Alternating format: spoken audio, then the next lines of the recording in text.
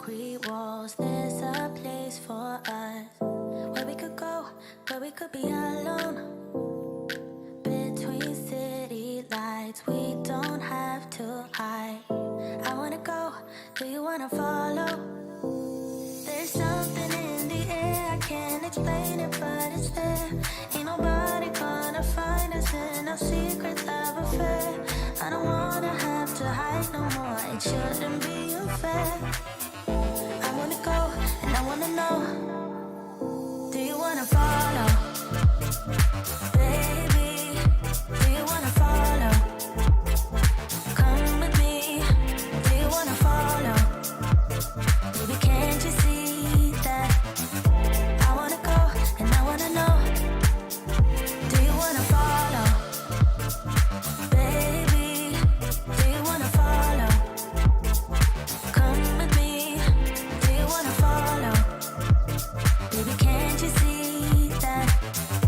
I wanna go, and I wanna know, do you wanna follow? I can't understand why we can't hold hands, but they don't know what we have is real love. Aren't you sick and tired of having to hide? I know a place, do you wanna follow? There's something in the air, I can't explain it, but it's there. Ain't nobody gonna find us in our secret love affair. I don't wanna have to hide no more, it shouldn't be unfair.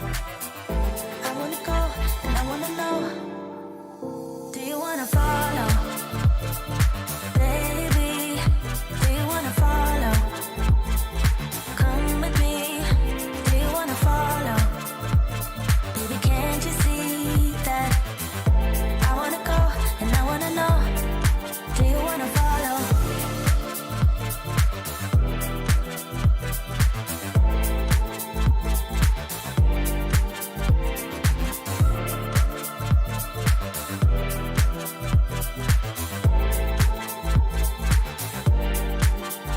Do you wanna follow? Baby, do you wanna follow? Come with me, do you wanna follow? Baby, can't you see that? I wanna go, and I wanna know, do you wanna follow?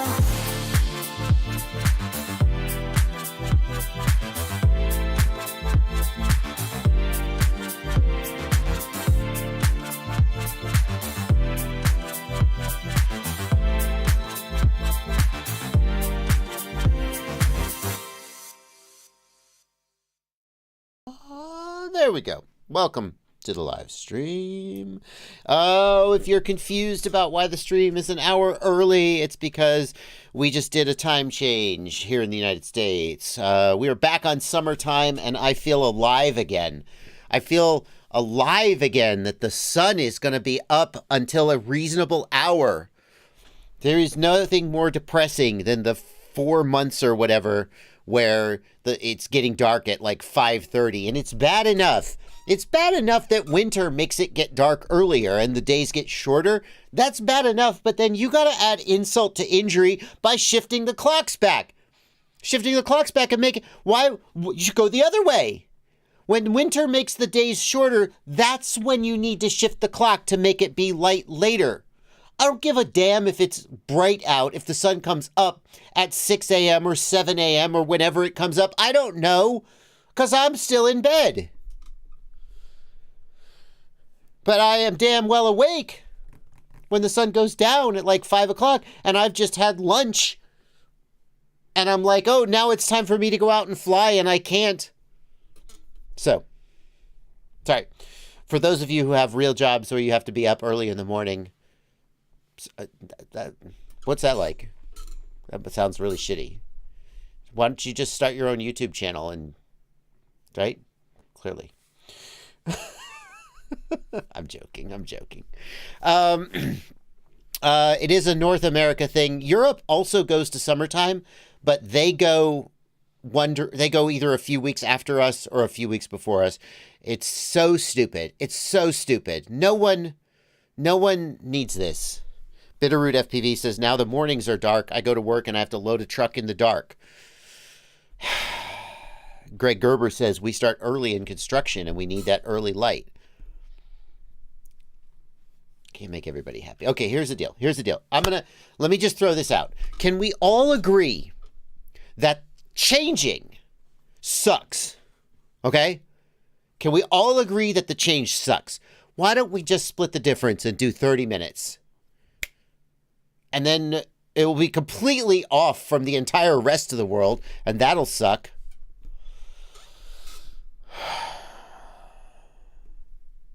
I don't know. There's no perfect answer.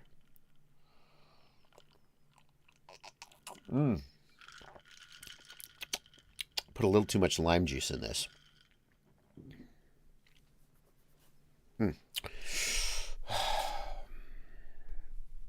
Yeah. I think if you took a survey, most people would prefer to have that light after they finish work than to have that light in the morning when they are going to work or at work. But there is some movement, some political movement to get rid of the time shift. Whether they make it summertime permanently or standard time permanently, I don't know. I kind of don't care. I do care, but just not having to switch all the time is such a pain in the ass. Okay, but we're here. We're here now, and that's what really matters. We're here now.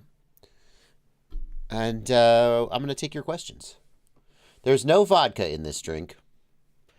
This is a Moscow Mule, except Moscow Mule, for those who don't know, is ginger beer, which is basically just like a ginger soda, ginger beer, lime juice, and vodka. But this one has tequila in it because I had a bottle of Patron that I was looking to kill, and I didn't have any. I didn't have any vodka. There's a little too much lime juice in it, to be honest with you. A little too much lime juice. It needs more ginger beer to sweeten it up. Welcome to the stream, everybody. I will be taking your questions. Kids get hit by cars walking to school in the dark. Wah, they think of the children. Kids just no, that's not the reason. That's not the reason. First of all, okay, I'll see you kids get hit by cars, and I'll raise you. Maybe school should start later, because you know what? Kids need sleep. How about that? That is another social movement I could get behind, is making kids get up at 7 a.m. when they need their beauty sleep. You know? Maybe school should start an hour later. Why don't we do that if we're so concerned about the children? Why make the whole rest of the world lose an hour of sleep and be working in the dark and all that nonsense? Why don't we just... School can start whenever it wants. It's completely arbitrary.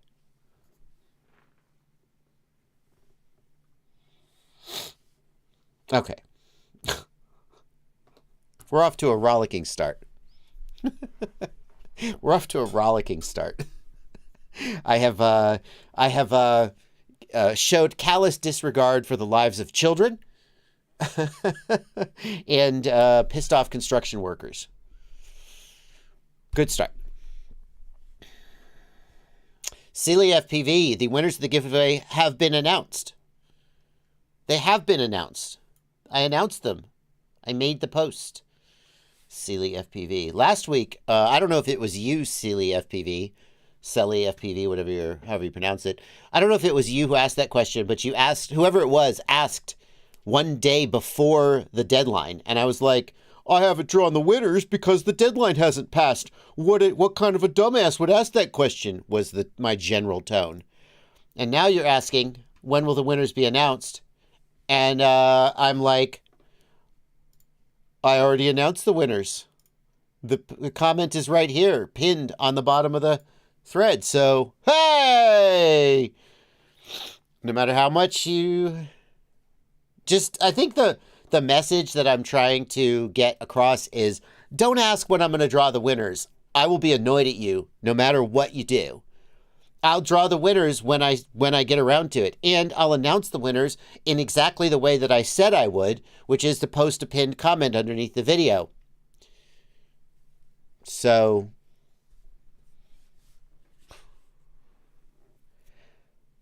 Oof.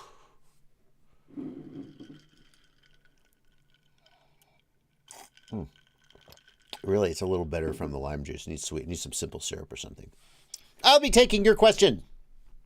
I'll be taking your questions in the chat. Bitterroot FPV. Bitterroot FPV. This is the only time this has ever happened in all of history. And this proves, from my perspective, this proves that my drawings are random.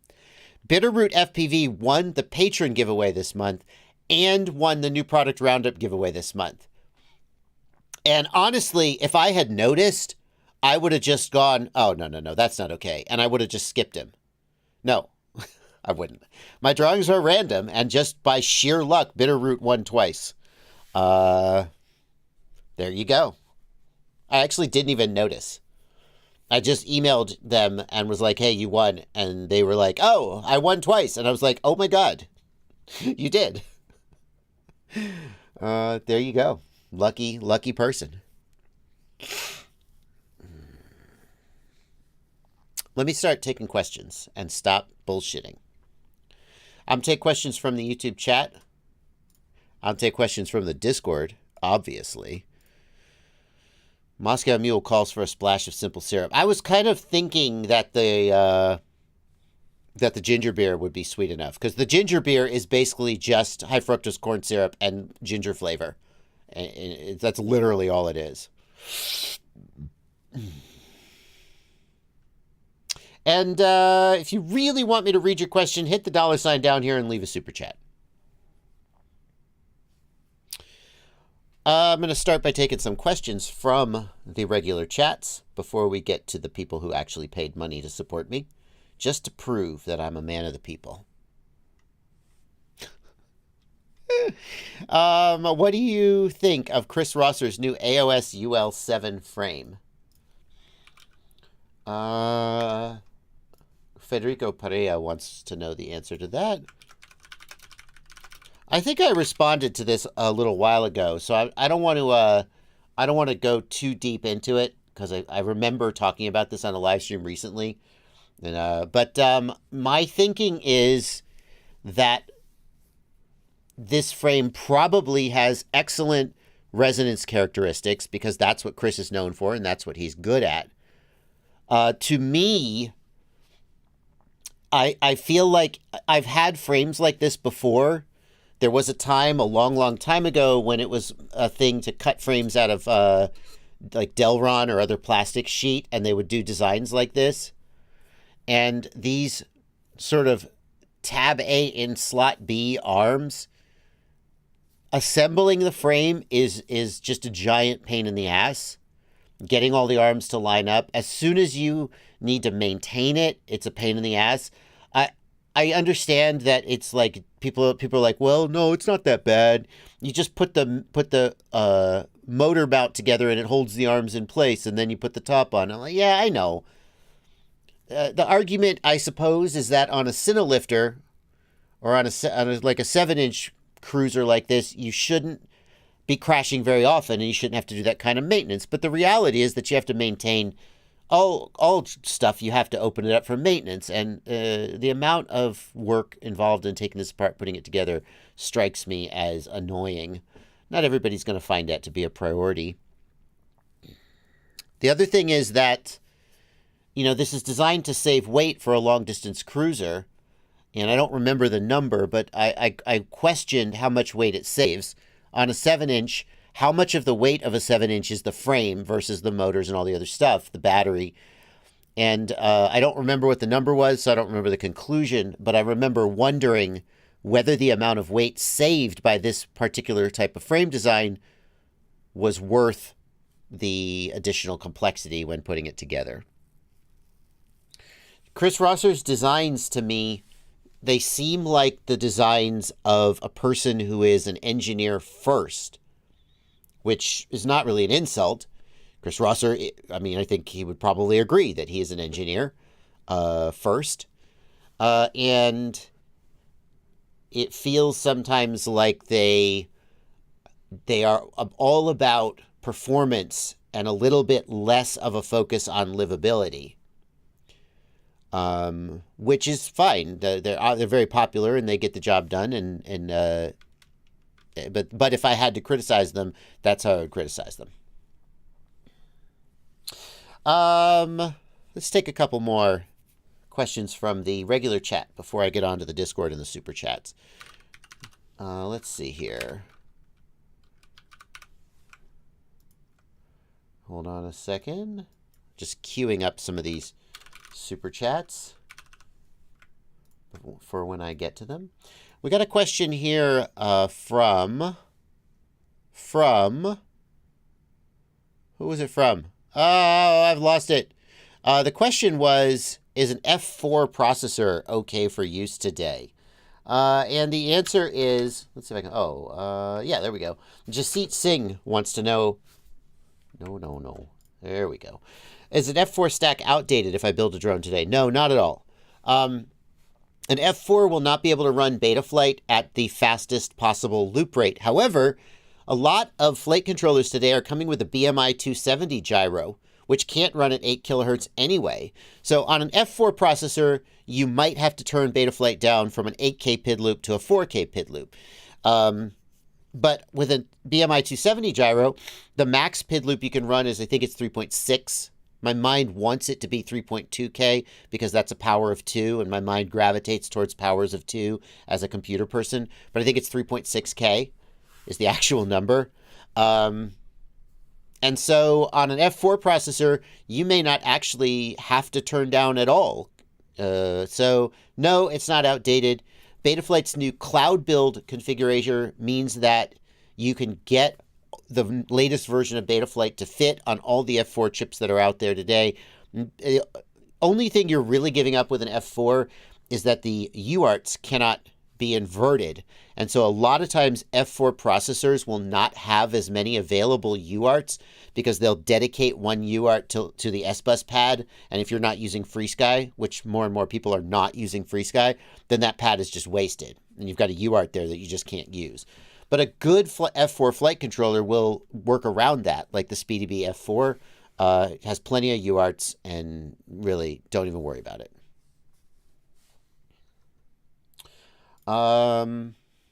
Yeah. There is a big difference, 661FPV points out, between F411 and F405. That is true.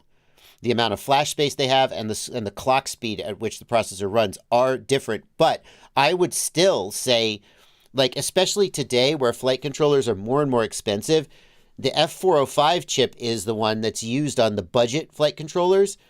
And when you can get an F405 flight controller for $50 and something like an F7 or maybe even an F411 is costing you 60, 80 bucks or more, I think that there's definitely a place out there for somebody trying to save money by buying an F405. And I don't think you're giving up that much, or if anything, in terms of performance.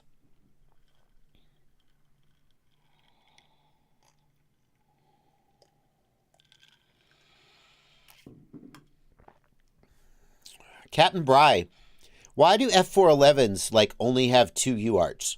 Is that a limitation of the F411? Or is that just bad board design? I've noticed that. I've noticed that a lot of F411 processors, the flight controller will only have like 2 UARTs. And I've never been sure if that is...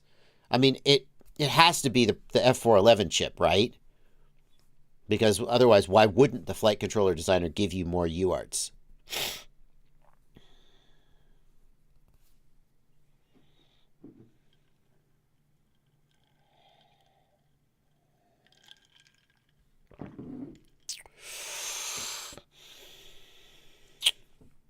Wait, is the F411 the slower one? Did I get it backwards?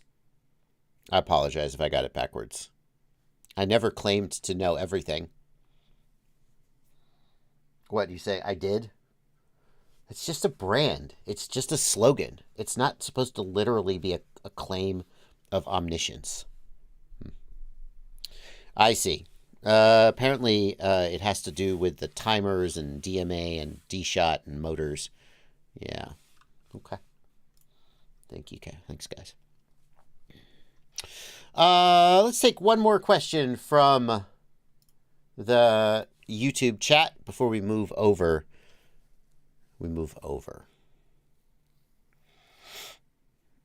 Caleb Coleman, that's a great question. What's your thoughts on all-in-one boards on bigger quads instead of smaller ones? Caleb, I don't like to use all-in-one flight controllers on bigger quads. It depends not just on the size of the quad, but the weight and the size of the motors. So, for example, for a sub 250 gram 5-inch like the God 250, an all-in-one is okay because they're very small motors. They're very light props. The quad itself is very light, and it's not going to stress the ESC, even though it's a 5-inch prop. On the other hand, I would hesitate to use an all-in-one. I would be fine using an all-in-one flight controller for something like a 3.5-inch coming in at 250 to 300 grams. That's fine. A 4-inch quadcopter if it was relatively lightweight and was a long-range cruiser style, maybe. If you're going to do 4-inch and you're going to just beat the hell out of it for FPV, it would probably be okay, but I might not feel totally comfortable. And then as soon as you get into the 5-inch category where you're at a weight of, say, 400 to 600 grams or up, then I would feel like an all-in-one. I just wouldn't feel comfortable with it. And here's the thing. When you get into those larger builds, you generally don't need an all-in-one. The whole point of an all-in-one is that you're saving space and saving a little bit of weight, although maybe not as much weight as you think. When you have a frame that's the size of a 5-inch quadcopter frame, generally you have plenty of room to put a 20 or 30 millimeter stack in. Now, there's people out there, for example, if you're working with the maybe a big VTX, like the Walksnail VTX or the HD0 Freestyle VTX, and it's hard to mount in the frame, and you're trying to find a way to do it, and you decide an all-in-one flight controller might be the way to go. I'm not saying it can't be done, and there may be situations where it makes sense, but in general, I don't trust the ESCs in an all-in-one flight controller because when you have 25 millimeters square of board space to work with, you only have so much room to get everything you need on there. And those ESCs are usually going to have smaller FETs. The stuff is going to be packed on tighter, and I feel like the reliability suffers. And the other thing is that when you blow, let's say you buy an all-in-one flight controller, well, that's going to be $90, $100+. And then when you blow the ESC, the whole thing is gone. Whereas if you buy a separate stack and you destroy the ESC, you're only out $50 or $60 for the ESC, which sucks also, but is less money. So I would avoid an all-in-one unless it just was really needed for the build. And I think on larger quads, it seldom is.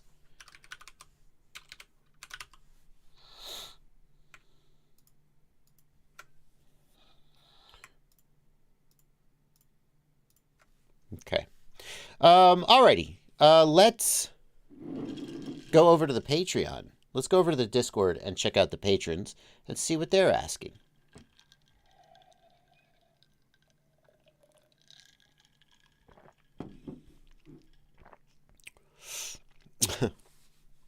Speaking of an engineer.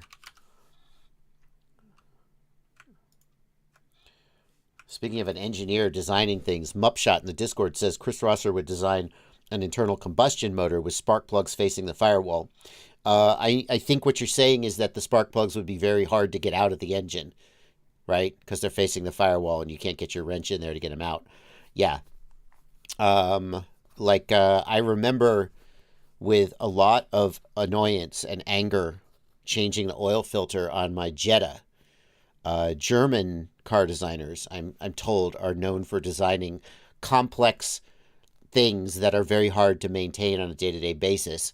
The frickin' oil filter on my Jetta, you had to snake your hand up into, it was like if you have a cow giving birth to a calf and the calf is turned around breech and you got to reach up and turn the calf. And that's what I felt like getting under my Jetta and trying to get at the oil filter. And then the dang oil filter was, of course, it was tight and I couldn't get the oil filter off with my bare hands. So now what do? Well, you get one of those strap wrenches that goes around it, except you can't get a strap wrench up in there.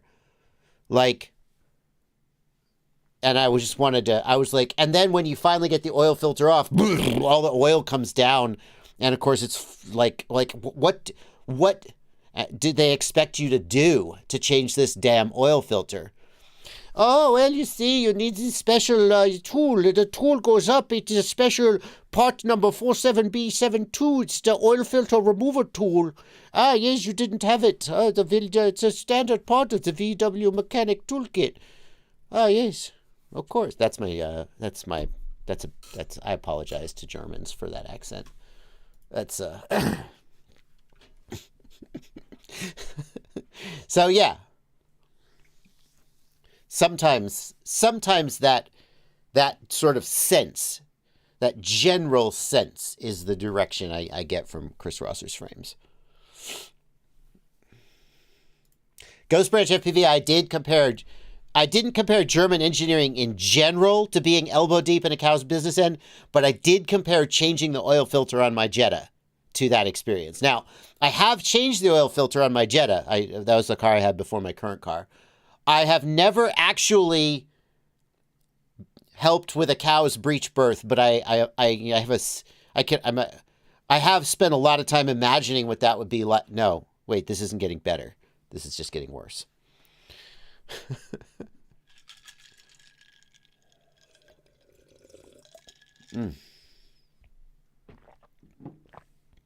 Okay. Let's answer some super chats.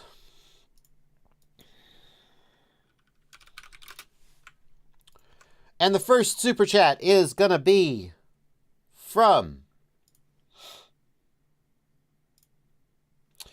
Zen Shuet. Thank you for 10 euros, Zen Shuet. Out of the Gep RC Mark V, the Evoke, and the AOS 5, which one flies the best? Which has the best durability, and which is your favorite? Referring to the bind and fly versions of these quads. Ooh, this question won't be controversial at all. Gep RC Mark V. Oh.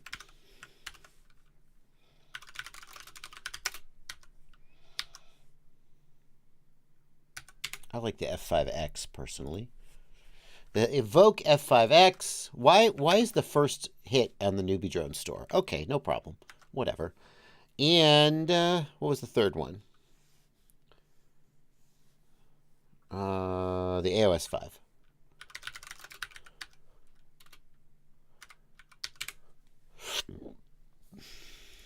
We got the 03 version. Ain't that special. I'm going to leave price off of this right now.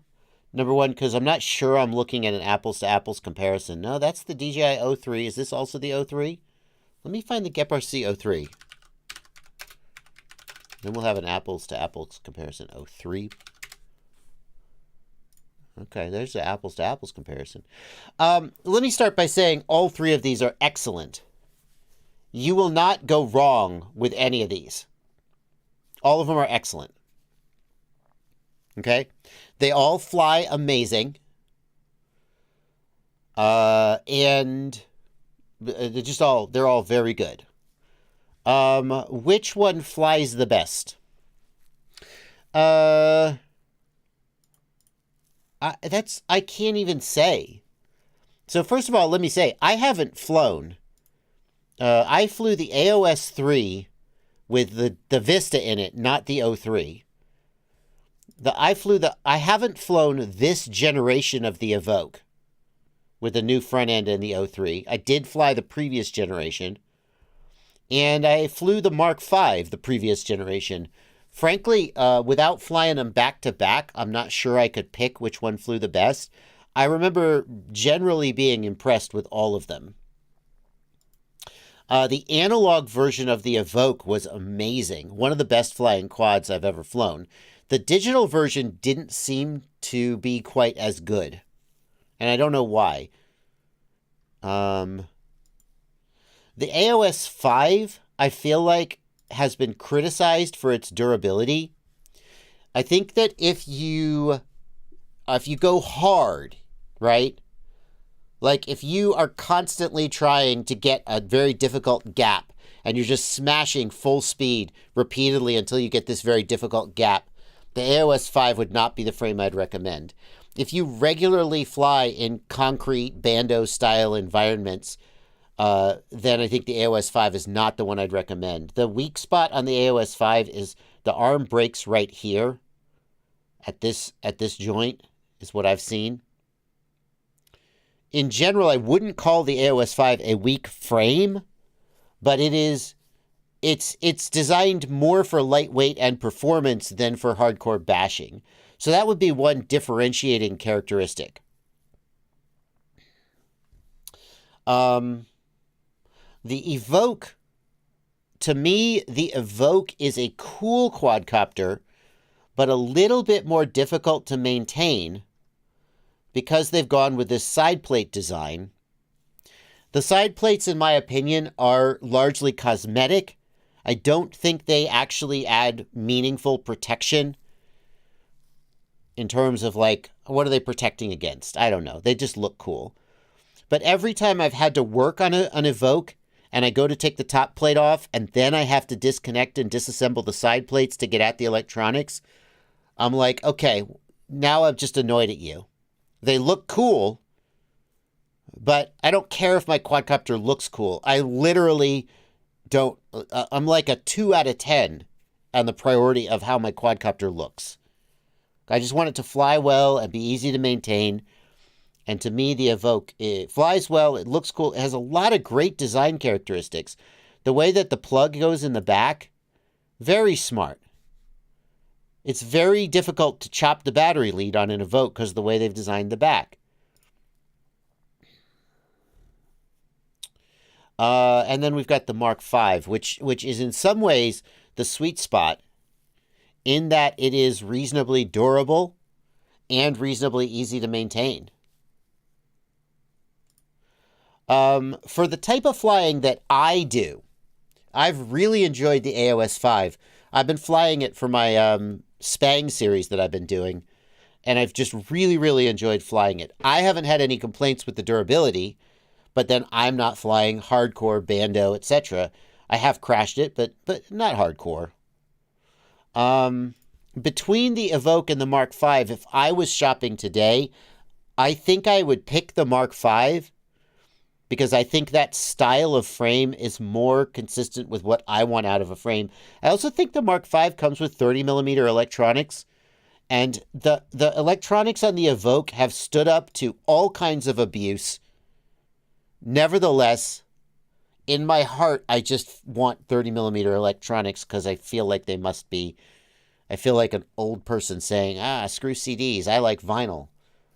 And everybody's like, CDs are better. We can prove it with science. And I'm like, I want 30mm electronics. Shut up.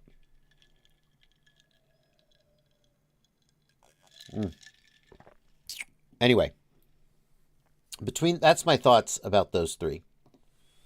Thank you for the super chat. P1JU3, can I ruin my signal if I put conformal coding on a receiver? Thank you for €5. The short answer is no. There's nothing about putting conformal coding on a receiver because the antenna is not being touched by the conformal coding. The antenna is out somewhere separate. So no worries there. None at all.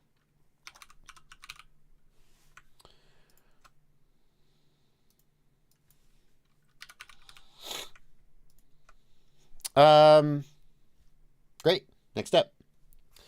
Drone Me says, I built a Chimera 7 Pro with 3008 motors, have a lot of vibration in my GoPro footage. GoPro is in the iFlight TPU mount. Can I tune the vibrations out? Thanks for a $5 super chat, Drone Me. If you have a lot of vibrations, you shouldn't start by trying to tune them out. You should start by trying to figure out where the vibrations are coming from and fix them. So the most likely place for the vibrations to be coming from is your motors or your props. Now, probably if your motors are brand new, they are not defective and causing vibrations. However, you can check this. What you're going to do is you're going to take your props off. You're going to put the drone on the table. And then you're going to use the Betaflight Motors tab to spin the motors one by one. And the motors should be smooth. If you spin the motors one by one, and as you spin up one of the motors, there's a ton of vibration, that you have a problem with that motor. This test is not 100% foolproof.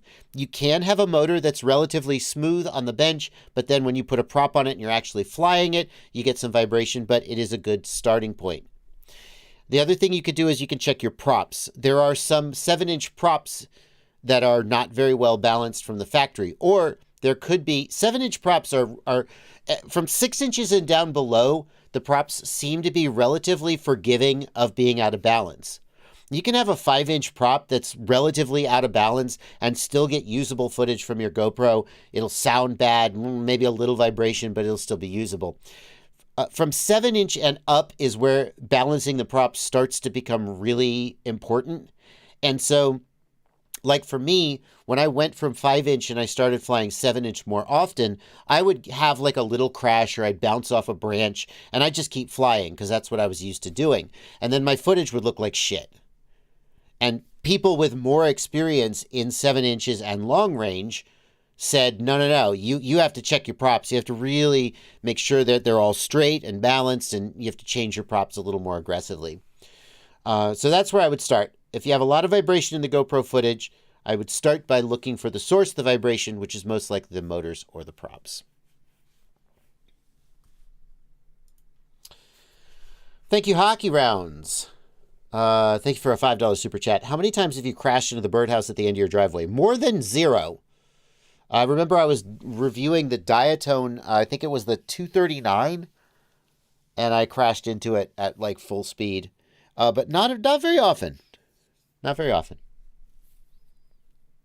Thank you for a $5 super chat. David Page, thanks for a $2 super chat. David's question is, my baby croc tells me to land too early in my goggles.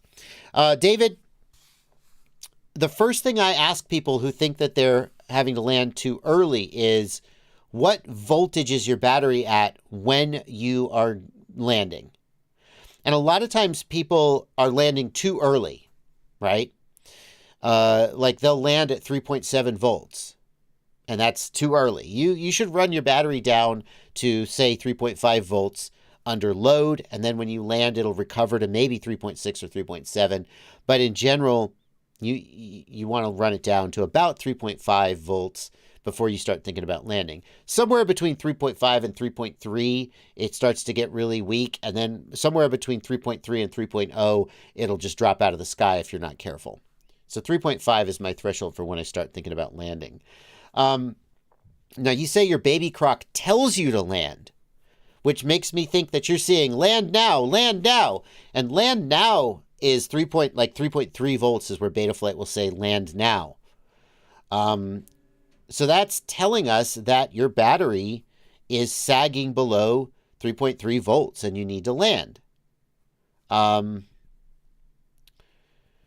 the question is, like, how much flight time are you getting off of that battery?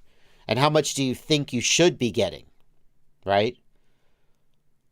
There's two things that'll cause this problem.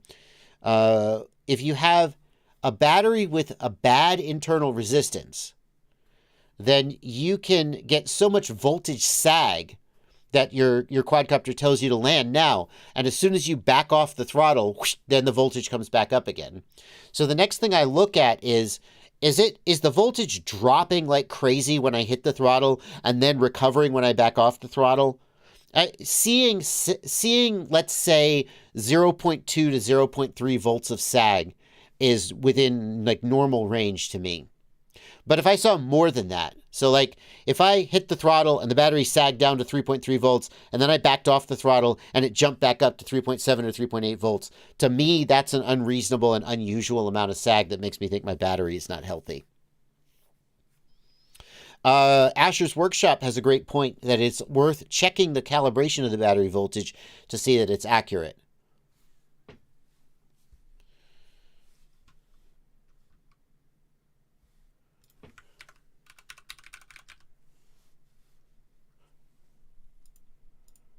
Okay.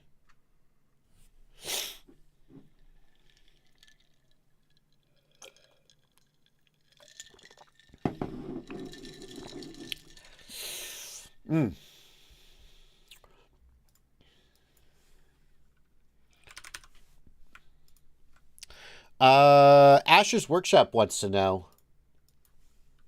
This is not a super chat. It's just a good question that I thought was worth mentioning.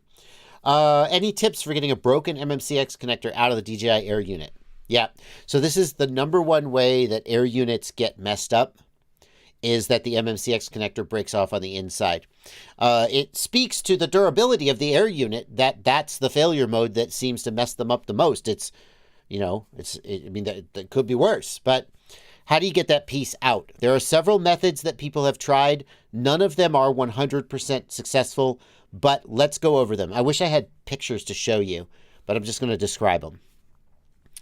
The first thing you can try is get a dental pick or a very, very fine, like piece of tweezers with a very sharp point and a very fine point. And you go in there with the dental pick and you try to hook it and pull it out. Okay? This doesn't always work. Another thing you can do is you can get a screw. You can get a screw that is the right size to kind of screw in and try and get it to bite on that mmcx and pull it out. Now, this can mess up the center pin if you're not careful, so be careful. That is a thing people have done. Another thing people have done is get a very fine piece of wire, preferably solid core wire, and very, very carefully solder that piece of wire to the broken off piece of a connector that's inside there, and then pull the wire and pop it out. This is very risky because if you screw up with the solder, you just get solder all in the mmcx connector and then it's ruined. Another thing you can do, and this is the last resort, is you can open up the Air unit. It's actually not that hard to desolder the mmcx connector and then solder a whole new mmcx connector on. What I'm going to recommend you do if you do this is, number one, cut the center pin very carefully so that as you desolder and remove the connector, you do not yank off and rip that tiny center trace. So very, very carefully cut the center pin and then desolder the two outer connections so that it'll pull off, and then just desolder the leftover piece of center pin, and then you can solder a new one on. It doesn't require surface mount soldering. It doesn't require a hot air station. It can be done with a soldering iron, and people have done it.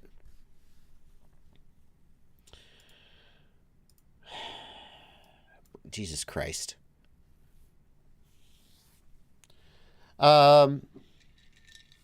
So those are the things that I am aware of that have worked before. And I have a little bit of PTSD about this topic because I had a guy reach out to me and he said, how do I fix this? And I suggested the dental pick. I suggested a couple things to do, and he tried them all and they didn't work.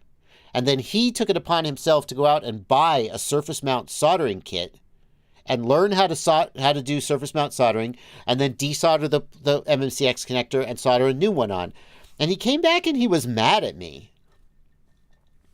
And he was like, all the things you told me to do didn't work. And you didn't tell me the one thing I did that did work. And I was like, bro, you're clearly a beginner. I didn't think it would be fruitful to tell you, go buy a hot air station, learn how to do surface mount soldering, and solder a new mmcx connector on. You're right, I didn't steer you that direction. I was like, sorry. He's really annoyed at me. So now I always make sure to mention that option. But I think it's a last resort. There's also a service. There's a service, vista-repair.de. Now, they're in Germany, so the shipping might be too much for you.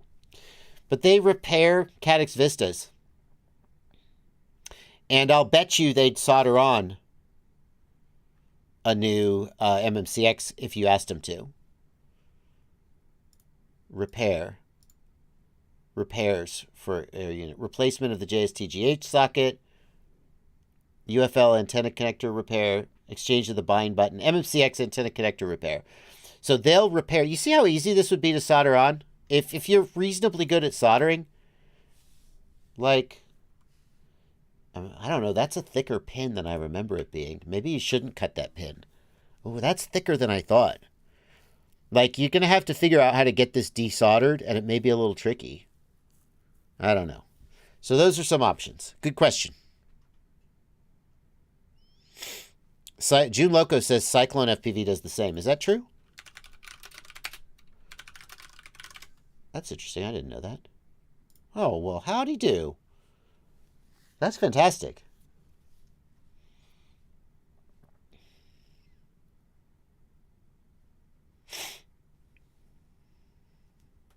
Well, that's great. Shipping and a $35 fee. Great. That's cyclonefpv.com.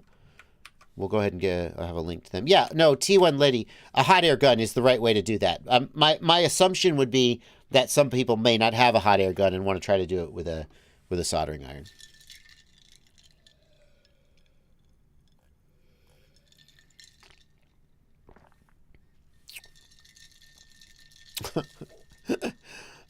Mike Bergman, if I lived my life based on what might or might not piss off Tarek at Cyclone FPV, I would never get out of bed in the morning. Are they out of business? Somebody says Cyclone FPV is no more. Is that true? Are they out of? He says they're no more. Are they actually out of business? I mean, they have a lot of things on sale. Oh, it does look like they're cleaning the shelves. There you go. Another store. If that is the case. Interesting. Tarek is retired. Another one down.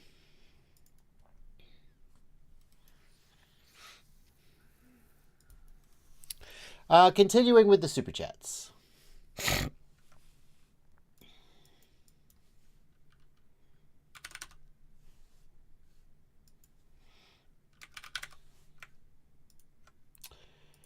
We got a super chat here from Global Source. Thank you for a $5 super chat, Global Source. FPV noob coming from 150 packs on the Avata. What would be a quieter park flyer bind and fly that I can learn some freestyle? Here's what I would suggest for you. A great quiet park flyer that you can still freestyle is a toothpick drone. And I'm going to go to fpvknowitall.com, home of the ultimate FPV shopping list, where I go for all my product recommendations to look for some good toothpick drones and parts. Now, you're asking for a bind and fly, so I suggest the Happy Model Crux 3, the Flywoo Nano Baby 2.0, that's a 2-inch. A 3-inch is going to fly better, so I would really steer you toward the Crux 3.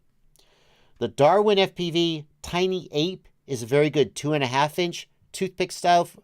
And there's a Darwin FPV Baby Ape, which is a 3-inch that's also good. We don't have it listed. I'm not sure why. These are not the only good toothpicks out there. And in fact, if you build your own, you can build one that's even better. But a lot of people don't want to go through that. So I think I would suggest you check out the Happy Model Crux 3.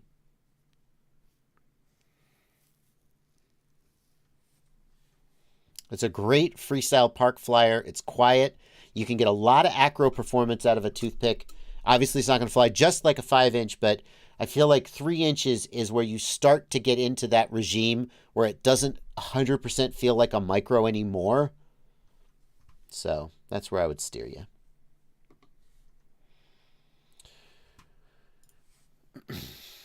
Munir Bakish, thank you for 100... Ooh, let's get this right. Saudi Riyal.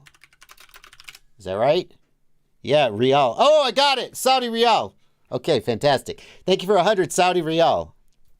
I got this wrong last week and called him South African Rand, but those are ZAR.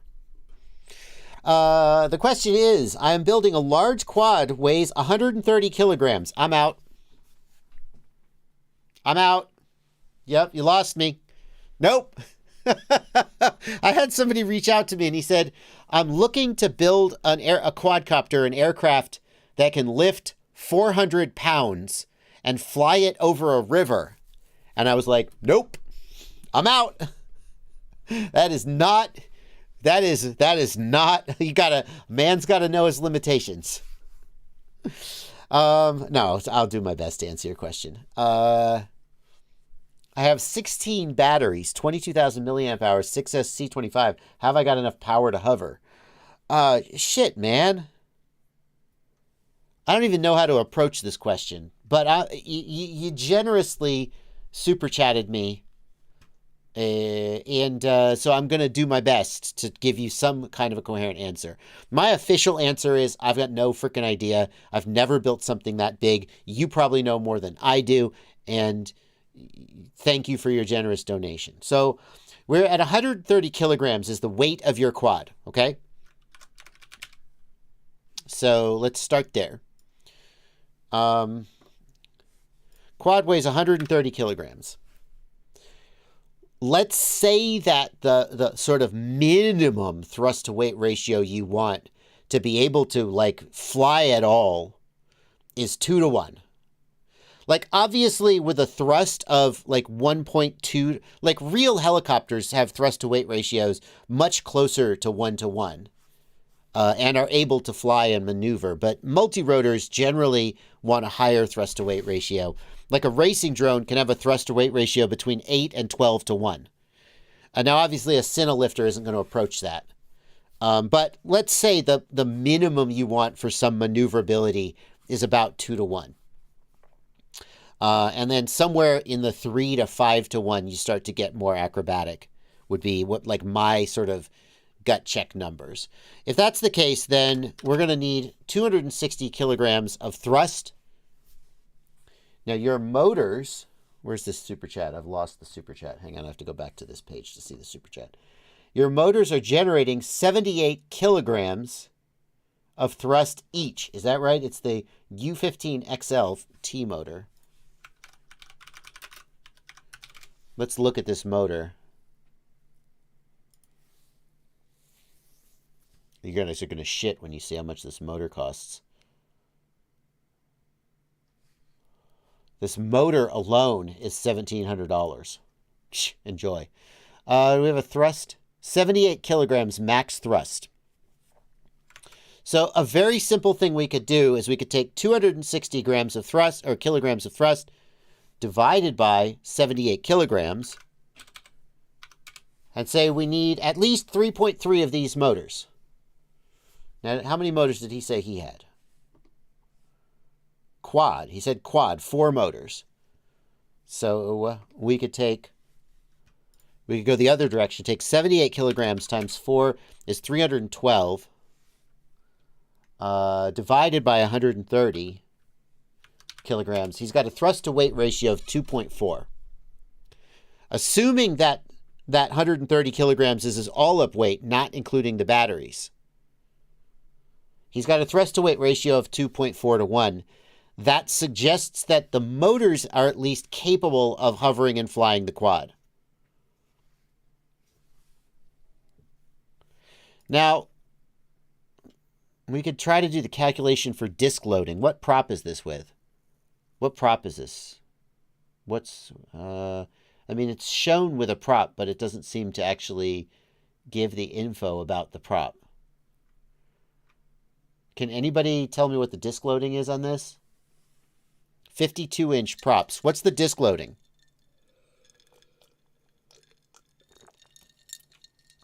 Somebody else do the math for me.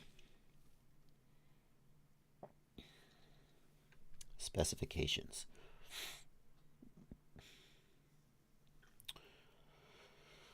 Here, it's a 52 by 20-inch prop. So 52-inch diameter. I'd be curious what the disc loading was. The bottom line is it's heavy. The other question that we have to answer is, will the batteries be able to handle the amps? So how many amps does it pull at full thrust? Peak current, 200 amps. Okay. Peak current, 200 amps. You got 4 of them, so that's 800 amps. Jesus. Presumably, that 78 grams of thrust is at full throttle. So in reality, you're not going to be at full throttle, and you're going to want to hover at, like half throttle. But 800 amps, you have 22,000 milliamp hours, 6S25C. So 25C, 25 times 22 amps is, the batteries theoretically can provide 550 amps apiece. I think you are in the realm of, yes, it will fly, but it feels like some of the things you're running up against, like it feels like if your batteries are capable of 500 amps continuous, realistically, that's probably inflated. But it feels like you're in the realm of, yes, it will fly. I'm not sure how many amps you're going to pull at a hover or a cruise because we don't really have those numbers, but there you go. That's the best I can do. I think I would, like, my gut feeling is I'd want a little more headroom on those performance specs. But I also know that big quadcopters, like with a little quadcopter, you just have, like, you don't have a big enough battery. It's easy to add 20% to the size of the battery and add, just a few grams of weight, and you just have more performance.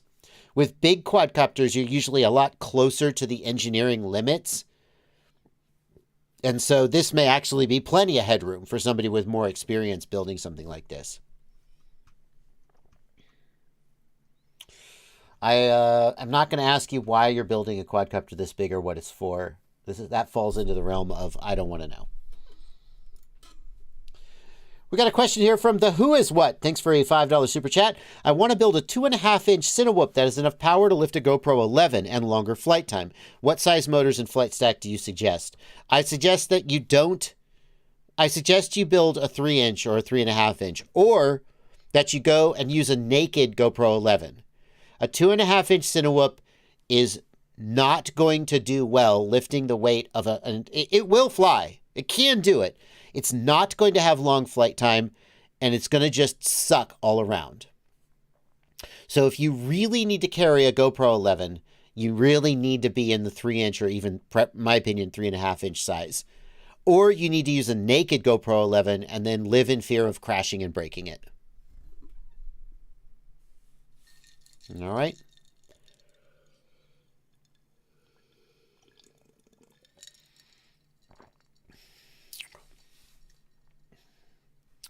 There's a question here from Bob H., who asks, how bad is your glasses prescription? I'm at about a minus 6.5 with an astigmatism of like 1.1 and change. It's 1 and change. I don't know what it is. What I do with the walk snail goggles is I use the internal focus adjustment, and it's good enough. It's good enough to get it close, but I would do better with custom lens inserts. I just don't have them. That's the answer to that question. Hang on 1 second. I got some more super chats to queue up.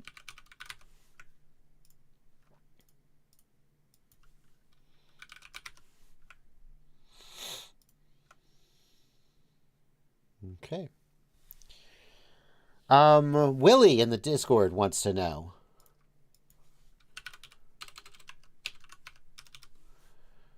F722, what's the general advantage over F405? F722, it runs faster. Two big advantages. Number one is it runs faster, so you could run at a higher PID loop rate. However, if you have a BMI 270 gyro, your PID loop is going to max at 3.6K, and the advantage in the F722 it'll run at a lower CPU utilization, but who cares? It doesn't really have any actual practical advantage. The other advantage of F722 is that all of the UARTs can handle inversion, which means that there are no UARTs that are dedicated just for FreeSky S-Bus. And that means all the UARTs can be used for whatever you want. Generally, F7 processors, you have more flexibility in how you assign the UARTs and more general UARTs available. That's the short answer to that question.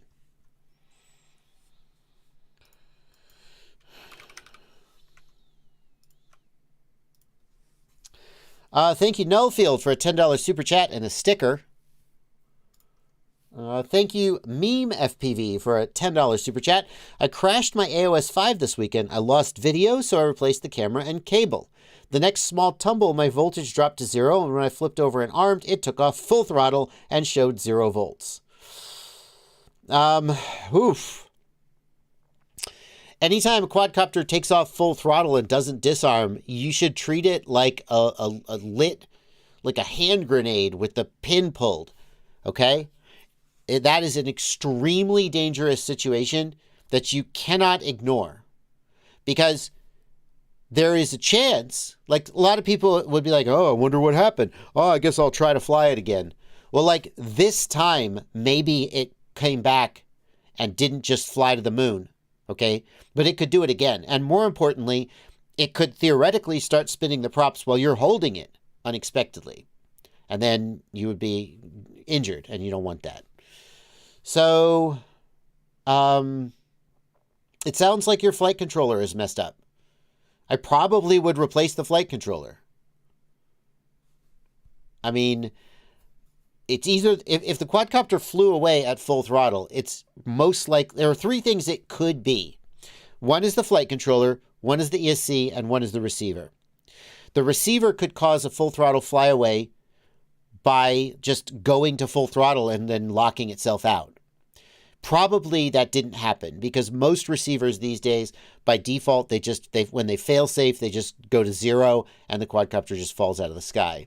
But we have to acknowledge that it could be the receiver, and we would solve that by looking at the black box log and seeing if at the moment it flew away, the receiver was commanding full throttle. Most likely that's not the problem, though.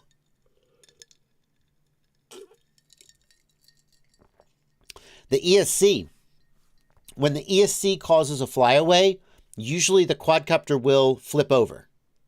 Because when the ESC causes the flyaway, the motors go to a certain throttle position and stay there, is the most likely way it fails. And the chances of that causing the quadcopter to fly straight are extremely small. So if the ESC causes a flyaway, typically either all the motors will go to full and the quad will kind of go or something, or one motor will go to full and the quad will go. But if the quadcopter goes to full throttle and stays flat and level, right? That's a flight controller issue, because only the flight controller could do that. So my gut feeling is that you've got a flight controller issue, because you also see the voltage dropping to 0, but clearly the voltage is not 0, suggests your flight controller has been damaged. I would replace the flight controller. Comic Sniper, thank you for a $5 Canadian super chat. What do you think of the TBS Stardust SB5 race chassis? Only $1.95. Why is it only $1.95? It's on Blowout.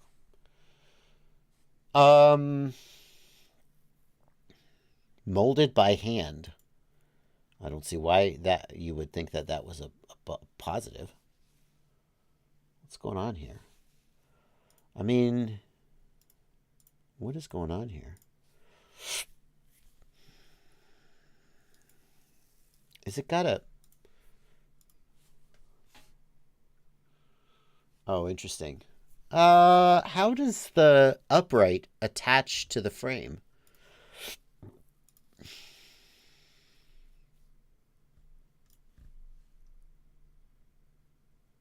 How does the upright attach to the frame? Molded by hand, starting with raw carbon fibers. Well, that sounds painful. Unparalleled stiffness, which translates to superior flight performance. This is the next step in race frame design. Oh, it turns out it wasn't.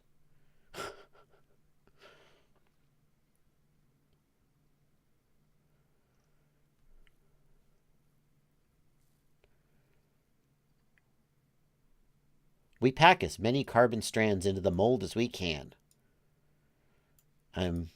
Like, do you mean like just picturing them like, get in there, you carbon strands? How does it... like fit together. Let's see what Gal Kremer has. Let's see if we can get a look at it from Gal Kremer's video.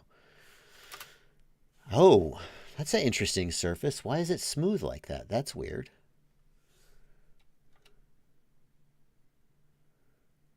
Oh, yeah. Okay. Oh, what the hell? How do the screws go up into the... Oh, what's going on here? This is different. What is this? This doesn't look like milled carbon fiber. What is this?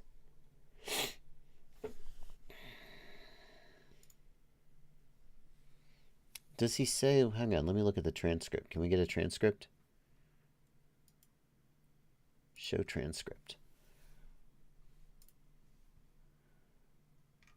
Does he say anything about the... Made out of carbon fiber sheets glued and pressed together. This is a unibody plate made out of molded carbon. How is that? Molded carbon is stiffer. So molded carbon fiber, I don't know what they did specifically here. There's a kind of carbon that's made of like chopped up carbon fiber strands, similar to like plywood or OSB. But it doesn't...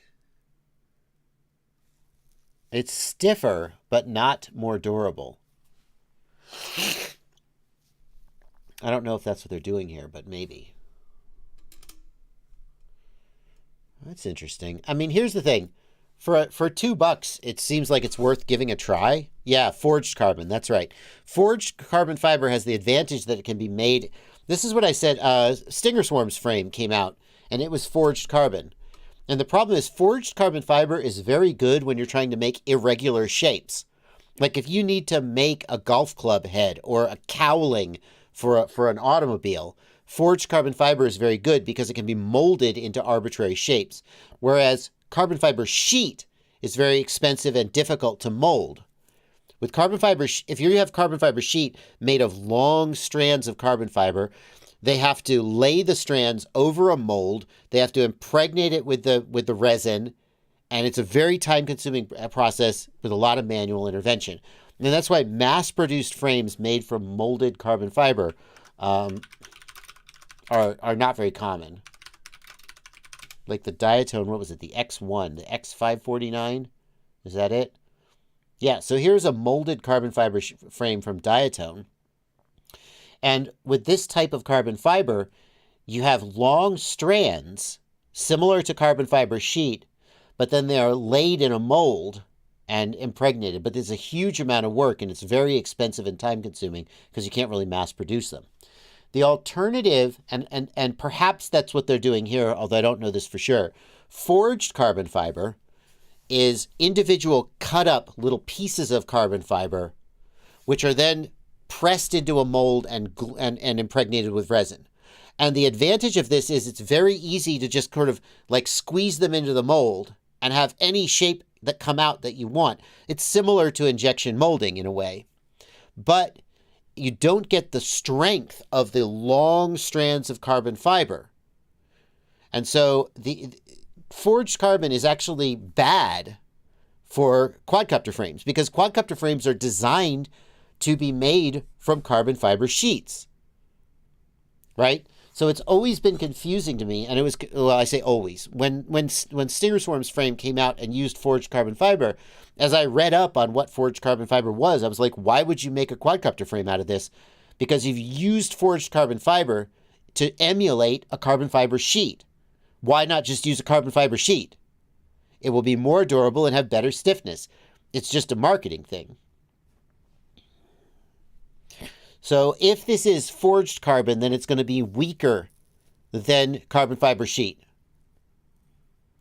The thing is, for $2, sure, go ahead and buy it. But buy several because you're going to want spares. And since it's a blowout, you're not going to be able to get spares going forward. Hard to go wrong for $2 though.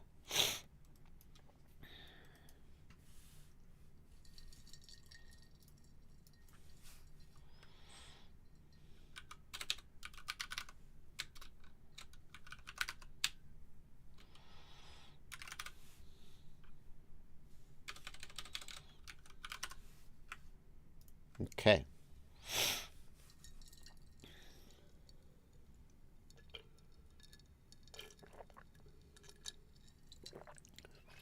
Roberito says in the Discord, the advantage of forged carbon is that the strands are in random directions, so you get bonds along many axes, which is why it's good for irregular shaped pieces like a suspension arm. Yes, yeah. But it's bad. The problem is that quadcopter frames as a whole have been designed around sheet carbon. Okay?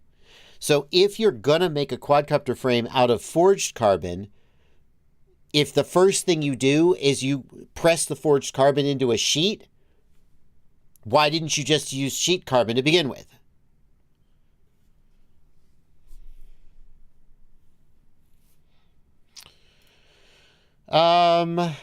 Sergey. I see you, Sergey. Sergey asks, can you help me how I should start troubleshooting this?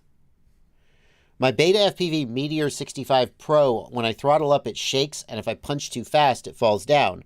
Sometimes it jumps when the throttle is still in just cruising. I've been flying it for several days. Let's look at this. Let's look at this video they've sent. Have we got music in the background? Well, I always am hesitant about playing music on stream. Let's give it a chance. So we can hear the motors.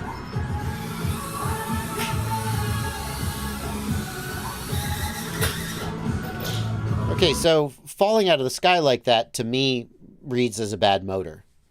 I'd be interested to know what the DVR says at the moment when it falls. Does the DVR say RX loss, or does it disarm, or anything like that? But just falling out of the air like that, to me, reads as a bad motor or a bad ESC. Now, you said also that it jumps when the throttle is still in just cruising. If it kind of like dips an arm, that could also be a bad motor or ESC. You say if you punch too fast, it falls out of the sky. That also feels like a bad motor or a bad ESC. So it feels like you're leaning towards a bad motor or ESC. If the quad always falls the same direction, then that points to which motor or ESC could be bad.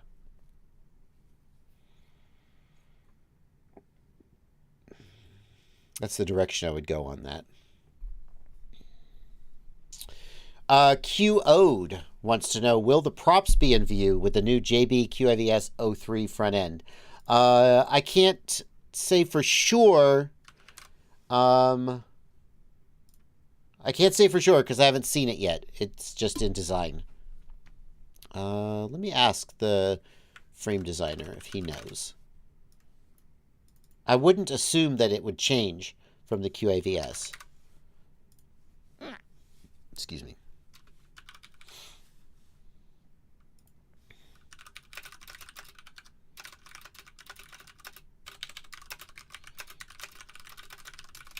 Let me ask, and I'll see if I can get an answer for you there. Ciati suggests that you swap two motors and see if the quad starts rolling the other direction. Quad City Bay Area asks, I can't find a non-SPI ELRS Tiny Whoop. Thank you for a $2 super chat. Quad City Bay Area, I'm pretty sure Beta FPV have moved their all-in-one flight controllers off of SPI to serial. And I think everybody else is doing it too. But I think like Happy Model hasn't done it yet. Ciati's right here. Ciati, do you know off the top of your head which Tiny Whoop flight controllers don't have an SPI receiver? Check the chat.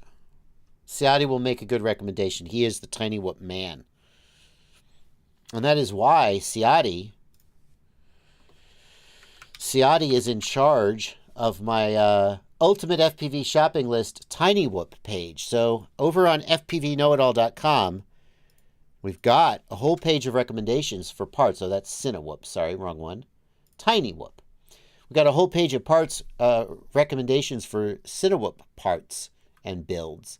And I don't even try to moderate this page myself because I'm not as knowledgeable as Ciati. And so I said, Ciati, will you just moderate this page for me? And he was like, okay. So all these recommendations come from him, and I trust him implicitly.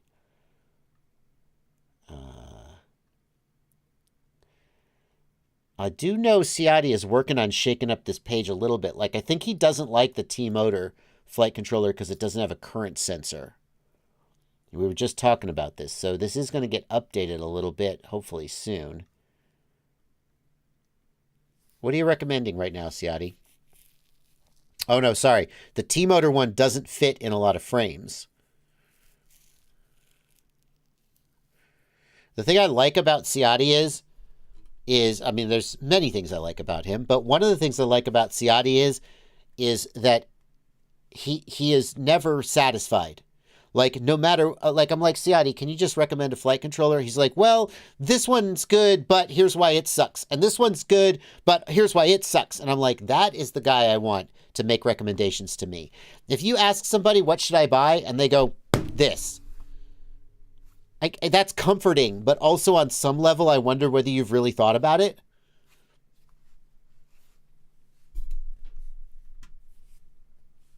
Now that Betaflight 4.4 has ExpressLRS 3.0 in it, SPI isn't as bad as it has been, although it's going to be a problem again at some point in the future.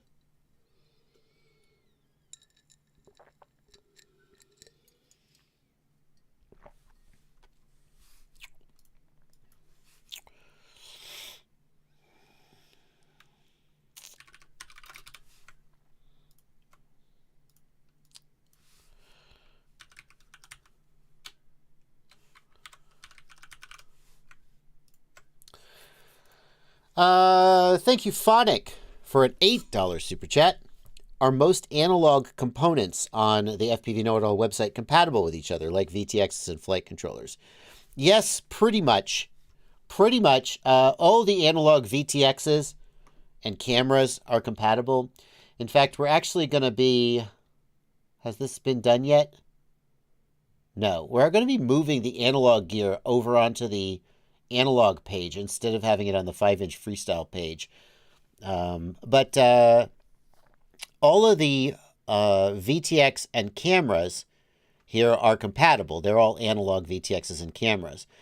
For the flight controllers, there are some flight controllers that only work with DJI hardware, or digital. I shouldn't say DJI ready. I should say digital ready.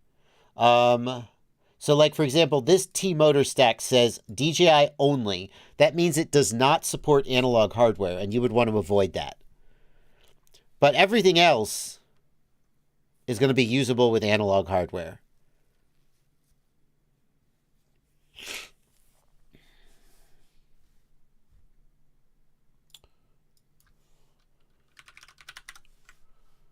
Alrighty.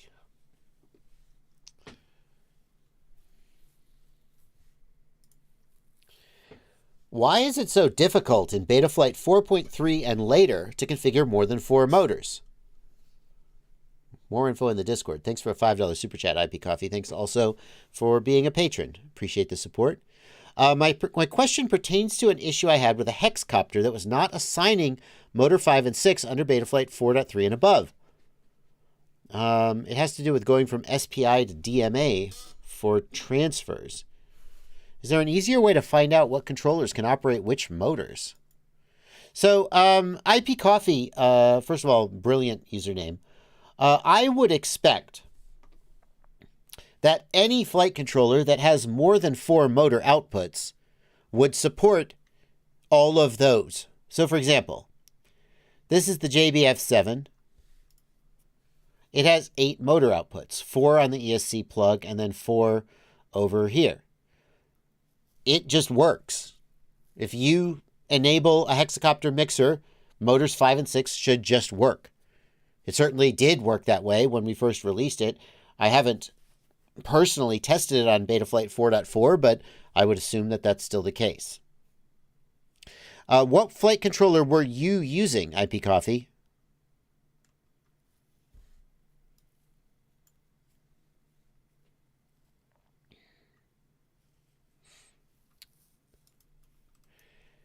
That's the question. Now, FPV Wild Ride asks whether Betaflight 4.4 cloud build was causing the issue. I don't see why it would, because nowhere in the cloud build is there an option to choose what motors. Now, it's possible that the targets for Betaflight 4.4 were messed up and don't work when you try to use a bigger mixer, but Holybro Kakute F7. How many motor outputs does that have? In other words, were you trying to remap motor outputs, or does it actually have 8 motor outputs?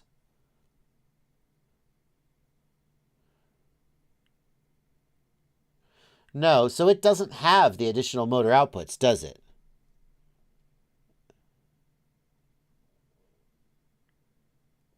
I'm looking. I don't think it does.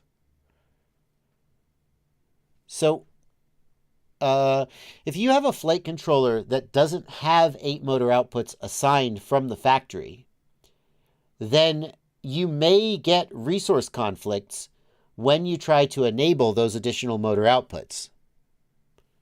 You say it has a motor 5 and 6. I don't see those. Where are they? I'm obviously missing them. Are they on the underside?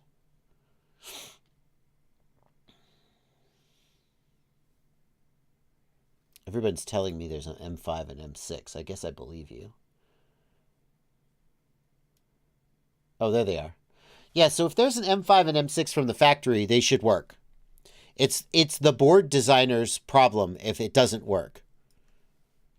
Right? But I don't think that's generically a problem with Betaflight flight controllers. I think it's just a problem you ran into with this specific flight controller. It's not just that flight controller. Like the Flywoo hexacopter controller has some issues going either to 4.3 or 4.4.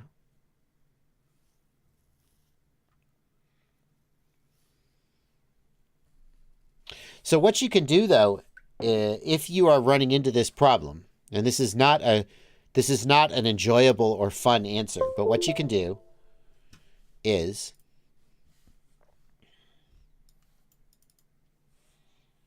in Betaflight Configurator, you go to the CLI tab, and you start by typing, let's do this. Let me go to the Motors tab. Actually, let me, Motors. What we're going to do is we're going to assign a hexacopter. Oh, no. This is the flight controller that, for some reason, freezes up when I try and select a hexacopter mixer. Well, that's not a very good choice. That's a bad choice. How about my JBF7? Please work. Don't make me look bad.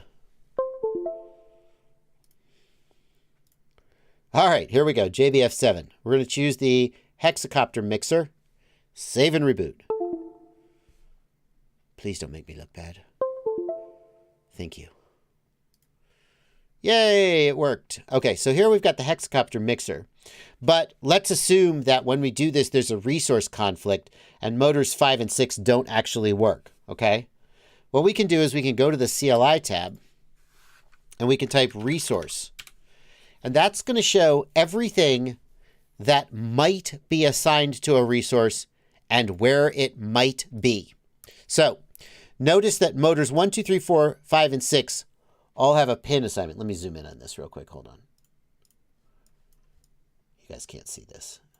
Notice that motors 1, 2, 3, 4, 5, and 6 all have a pin assignment, but motors 7 and 8 also have a pin assignment. Why do motors 7 and 8 have a pin assignment even though we're not using an octocopter mixer? Because the designer of the board has said, if you need motors 7 and 8, here's where they should go. And that's what resource is showing you. Resource is showing you everything that the board might be able to do, and if it is asked to do this thing, where that thing will go. Now, sometimes you'll see in the resource output that the same pin is assigned to more than one thing. For example, if we look at, hang on, I'm trying to find the right example. The I2C, here we go. So notice that I2C SCL is on pin B08.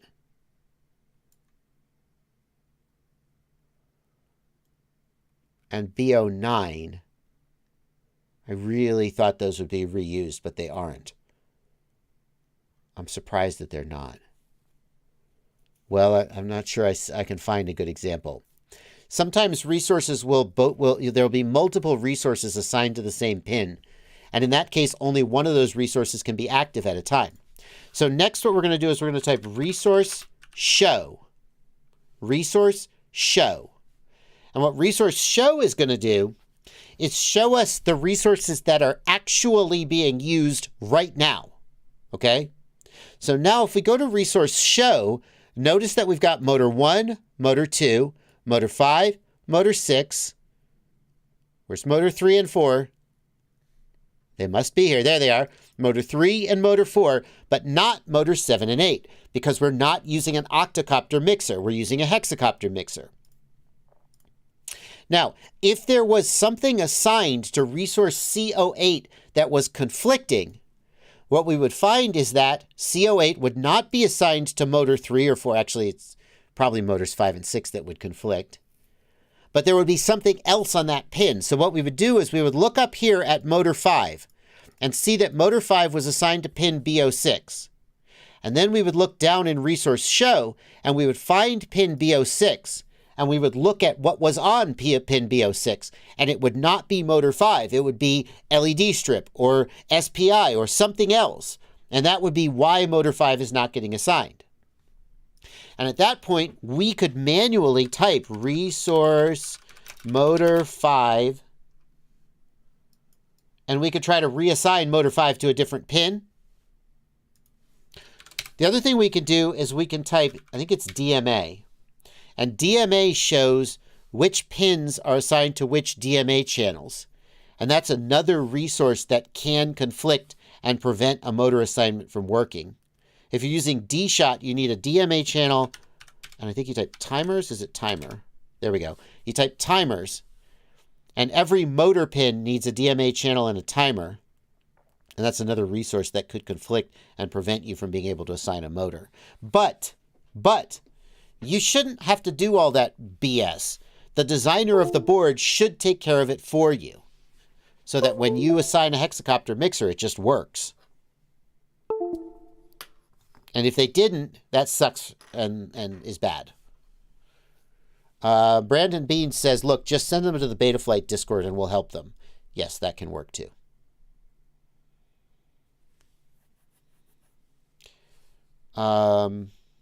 Anyway, my point in showing you all that was to show you that it is possible to troubleshoot and fix this problem. But I don't expect that that's like the kind of tutorial that everyone could be able to just follow based on my little live stream shooting the shit.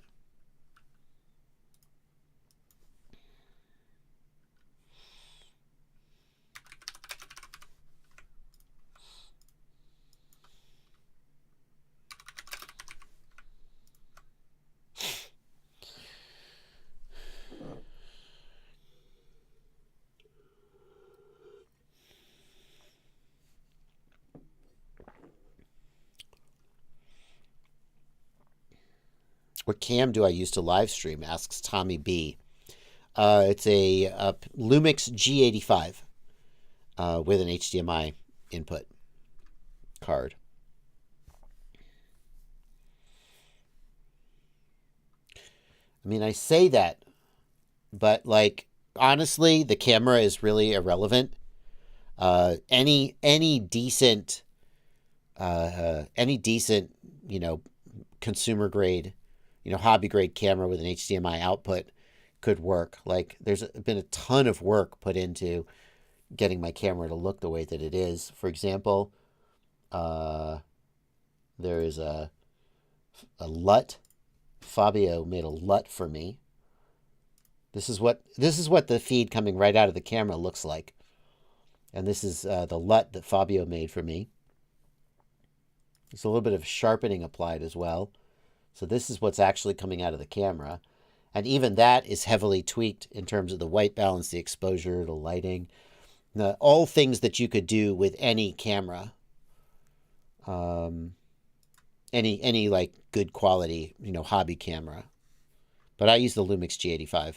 Back when I bought the G85, it was one of the only DSLR style cameras with a flip around screen. And I wanted the flip around screen so I could like handhold it and vloggy stuff.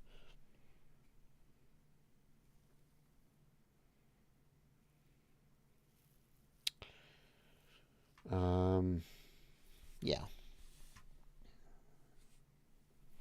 What is the best 6S KV for smoothness? Asks Mickey Media. Taking a couple questions from the chat before we go back to the super chats. There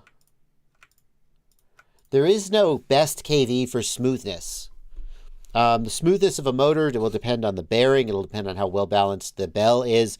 In theory, a lower KV would create less vibration and be smoother.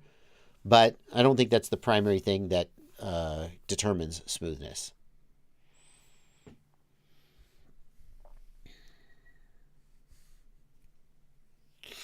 Mad Max FPV suggests that if you're flying line of sight, it's worth painting the arms to help you see the front and back more easily.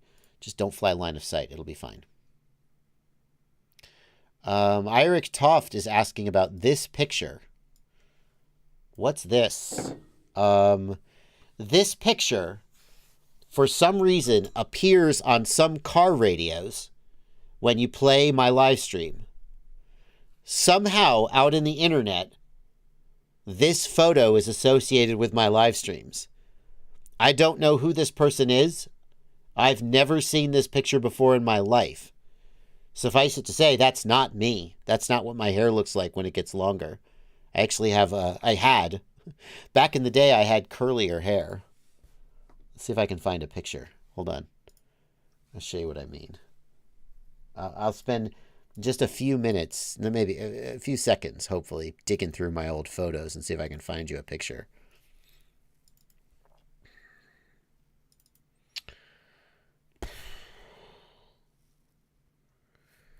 Well, that's not a great picture. That's not the one.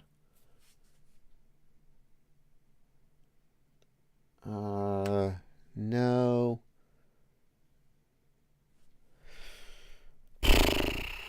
Where is that old picture? Man, I don't know. Is it in my Google Photos?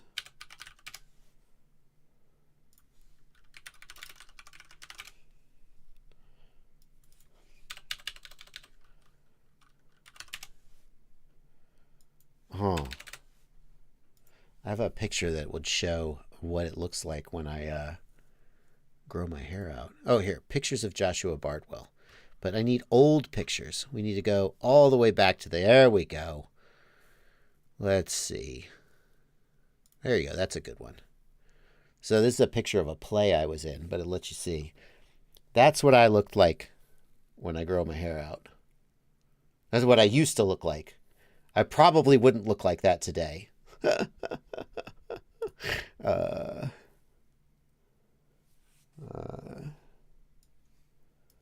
Let's see.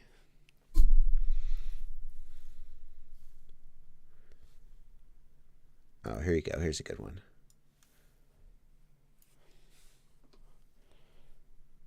Oh, hold on. We've lost the photo. Oh, there we go. Yeah, so that's back. That's close to the longest I ever grew my hair. It gives you some idea of what I would look like at that age. So I don't know who that guy is. And why somewhere out on the internet, some car radio decided that that was my headshot. That should be the headshot for the Clips channel. It's not a perm. That's just how it grew in. That is just how it grew in.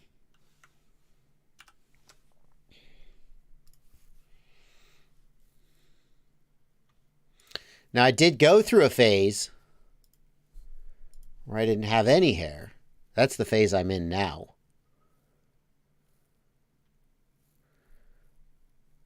I started cutting my hair when I went to Burning Man. Oh, I wonder if anybody knows who this guy is. I wonder if anybody knows who this guy is. I bet nobody will identify this guy. We'll see. Super Deluxe is like a young Denzel. I don't know about that.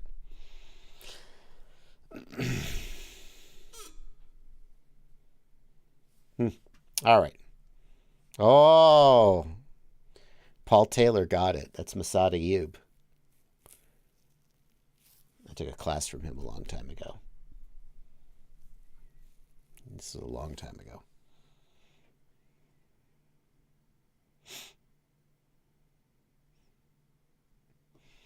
People are enjoying these old photos.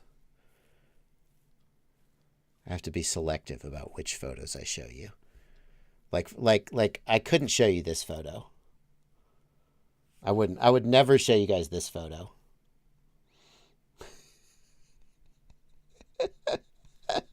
I wouldn't do that.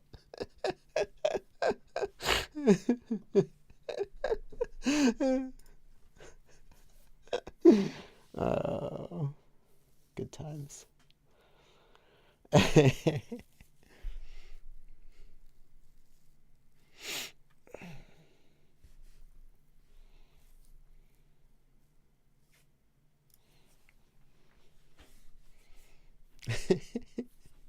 Okay. Yeah, it looks like me from 30 years ago. Not quite 30 years ago.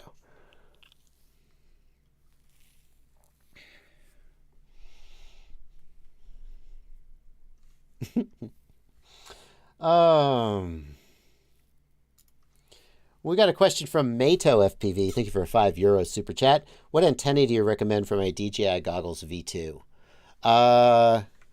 You know where I'm going to go if you want a product recommendation, right? Come on. I'm going to go to fpvknowitall.com, and I'm going to go to the HD Digital FPV systems, and we're going to look at the accessories, and here are antennas to recommend for the DJI Goggles V2. I personally run the Lumineer Crystal. The iFlight Crystal, because the iFlight Crystal is a good combination of a little bit increased range, but you can still tuck them into, you don't have to take antennas off to put them away, like the X-Airs. The X-Airs give a little bit more gain, but are a little bit, not the 80s. How old do you think I am, DJ Dubs? That wasn't the 80s. Do you think I was in my 20s in the 80s?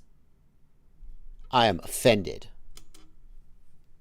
That was like the late 90s, okay? That wasn't the 80s. Jesus Christ. How old do you think I am? I like the iFlight Crystal. If you want the most gain, you're going to get something like the TrueRC X-Air, but you're going to have to take the damn antennas off every time you put the goggles away, which some people may dislike.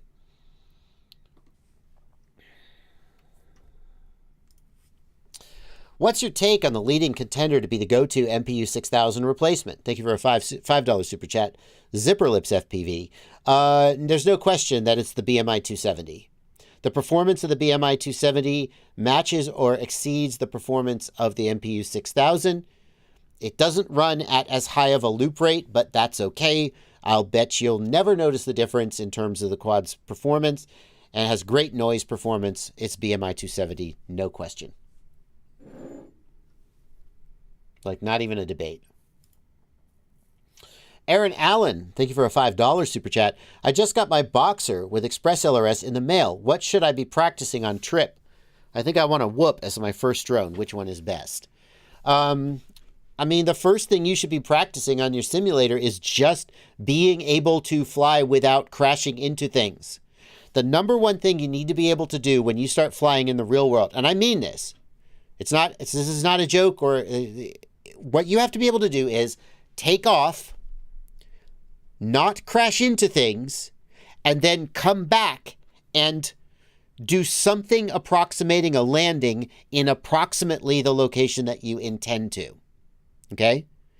What'll get you in trouble is when you fly a quadcopter and you can't stay in control enough to, like, you crash into tree or a car or a building or, God forbid, a person.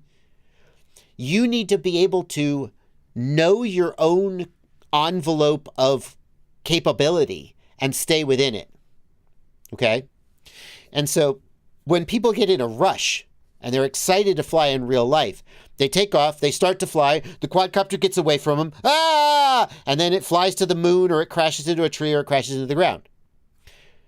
If in the simulator, you can take off, you can basically keep the quadcopter at the altitude you want it to stay at, and you can basically go at a speed that you want to be going at. If it starts to go too fast, you're capable of slowing it down.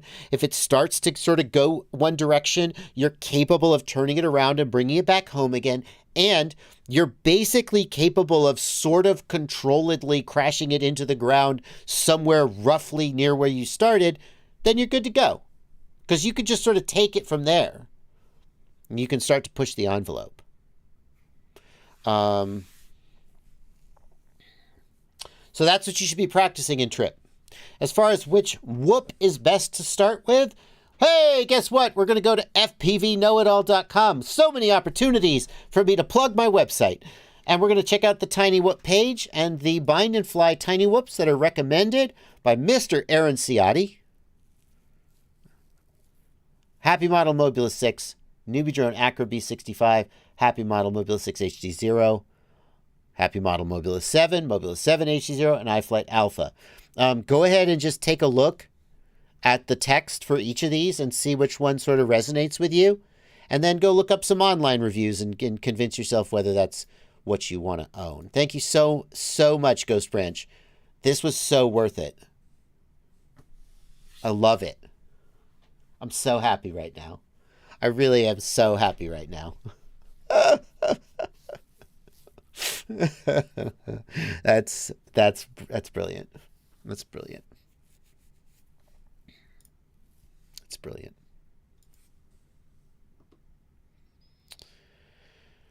Oh, building with Logan. Is that you building with Logan? Are you the one who's done the 3D printed frame? Building with Logan, such an honor to have such a prolific developer on my Discord server. Is this even the 3D printed motors? Is this the one with the 3D printed motors? I mean, damn, it's flying. Wait. Are you the guy... You printed the frame. There's somebody out there who 3D printed his own brushless motors. Is that you?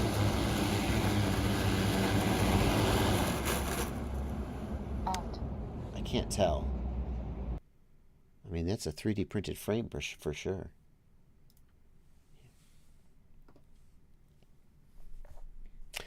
Zeno, we are adding recommendations. It's a printed frame and printed props. Zeno, we are adding recommendations for antennas for walk snail goggles. The short version is that go look at the TrueRC X-Air antennas for walk snail. Those are the ones I would go to. We got a super chat from What's Up FPV. Thank you for a $5 super chat. Thanks for staying with me while I had a problem with my quad during your last live stream. Turns out it was a motor winding crack I spotted under the scope. So hard to troubleshoot, but I'm glad you figured it out. We got a super chat here from Quad City, Bay Area. Does the SPI receiver run out before the digital feed? Thanks for $2 super chat, Quad City. It depends on the receiver. If it's a FreeSky receiver, SPI receiver, then yeah, it'll run out before the digital feed. If it's Express LRS, no, I would expect Express LRS to be able to last as long as Walk Snail or DJI. This question is from Matt Yarborough. Thank you for a $5 super chat. Matt, if a flight controller is meant for DJI, can I make an adapter cable to use the HD0 plug? Yes, 100%. HD0, I'm pretty sure... except for the 1S. The 1S HD0 VTX couldn't work. But like, think about what's in a DJI plug. It's TX and RX, which HD0 needs. It's 9 volt and ground, which HD0 can handle. and it's another RX for S-Bus, which HC0 doesn't need. So the only thing you'd be missing would be that HC0 wants a TX for smart audio, and you could remap the S-Bus RX to soft serial and convert it to a TX, and then you'd be fine. Or you could just solder the smart audio wire. So yes, it can be done. Thank you, Hugh Bradburn, for a $2 super chat. I'm having a hard time upgrading to Edge TX. See the Discord. Hugh Bradburn. Let's see here. Hugh Bradburn says, I am trying to upgrade. Oh, where's the question? Trying to upgrade my TX16S to Edge TX, but the STM32 bootloader is not showing it up. I've downloaded the newest STM32 version and still nothing. Hugh, what I would do in that case is, first of all, go to Windows Device Manager. Go to Device Manager. And when you plug in your radio, look for a new device to appear. Let's do this. Let's see if we can just emulate this. So here's my Radio Master Boxer. It's not powered up. I'm going to plug it in. We're going to see what happens. We should get STM32 bootloader. And sure enough, where did it end up? So I think it's under USB devices. There we go. So you're going to look under USB devices. And you're not going to see STM32 bootloader. You're going to see something else. And if that's the case, that just means you need to fix your driver. The way to fix your driver is to download the Impulse RC Driver Fixer.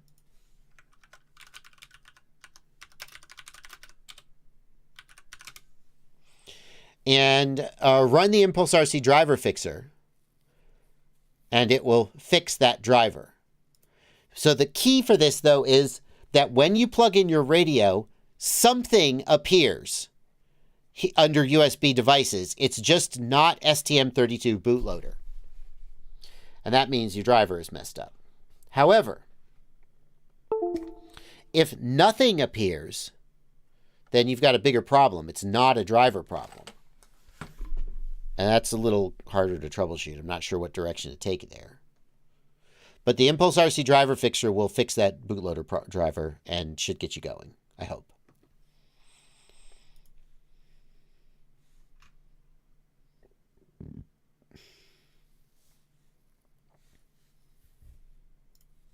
Got a question from Stevetrix FPV. Stevetrix FPV. One of my full-size air units takes 30 plus seconds to connect to the goggles. The rest connect immediately. I have no idea why. Update the firmware, cross your fingers, but I have no idea. No, it's I'll be lost on that one.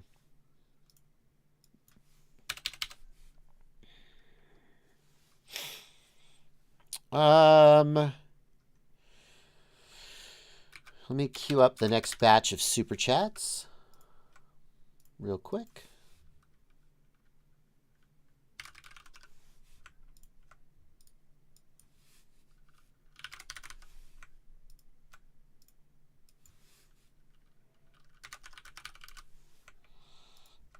Okay.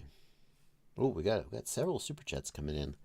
I'm going to queue these up, and then I'm going to take a couple questions from the YouTube chat and the Discord just to make sure that everybody's getting some attention.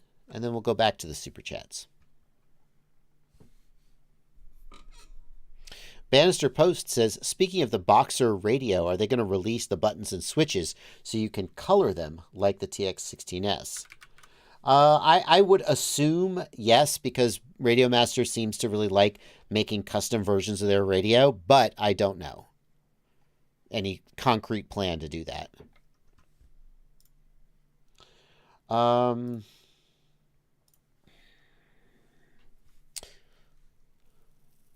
Let's see here.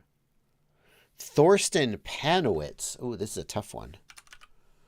Thorsten Panowitz says, I've got a TX16 with an IRX4 module and a Radio-Link R12DS receiver. How can I bind them?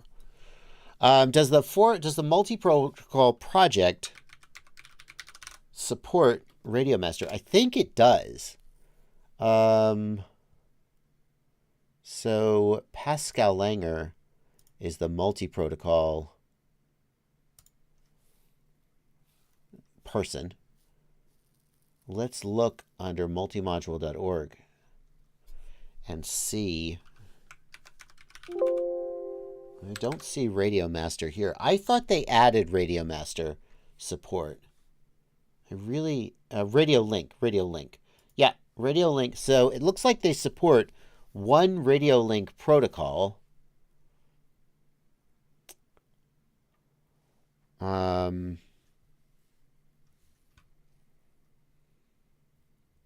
R12DS. I think does the Radio Link R12DS. Let's check and see if there's any evidence. Okay, so it looks like the chip in the AT9S is a CC2533. The multi-module does not have the RF component to support the AT9 hardware. It only supports the T-series and the Surface radios. So you've got the R12DS receiver. I'm going to guess AT9. It looks like the answer might be no. It looks like the answer might be no. Radio-Link R12DS, does it work?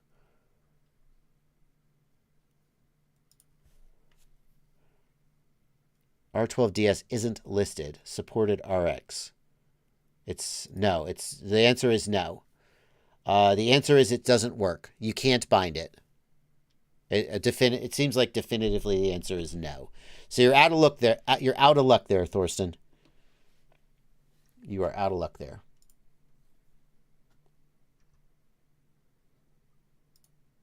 Sorry.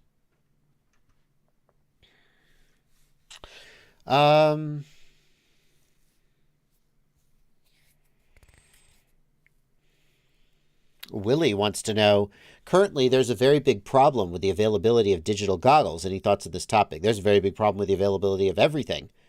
My thought is that welcome to the world post 2020, 2021.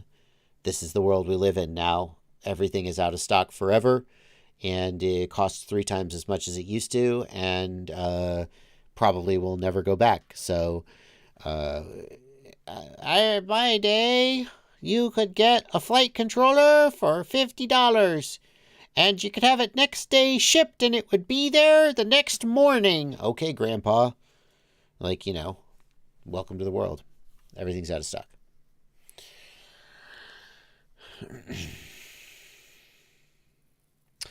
We got about 8 minutes left in the stream. I better do the rest of these super chats ASAP.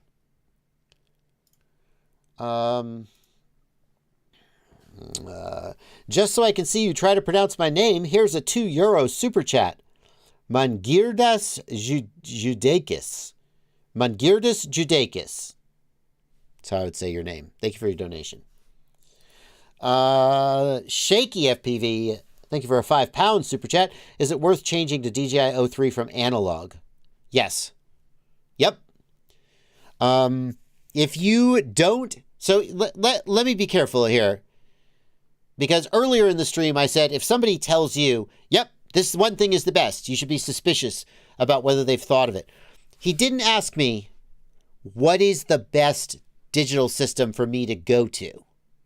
If he had asked that question, I wouldn't have said, no question, DJI 03. I would have hemmed and hawed and said, if this, then that. The specific question was, is it worth it to change from analog to DJI 03? What this means is that he's already kind of ready to go for the 03, and he just kind of wants to know whether that specific upgrade is worth it. And obviously the answer is yes. Nobody, I'm not going to say nobody, hardly anybody who rounded up the money to go from analog to DJI 03 was like, what a waste. What? It's just like, oh, wow, oh, 1080p, oh, OLED, oh. And then, you know, obviously, that's obviously it's worth it. Yes. Yep.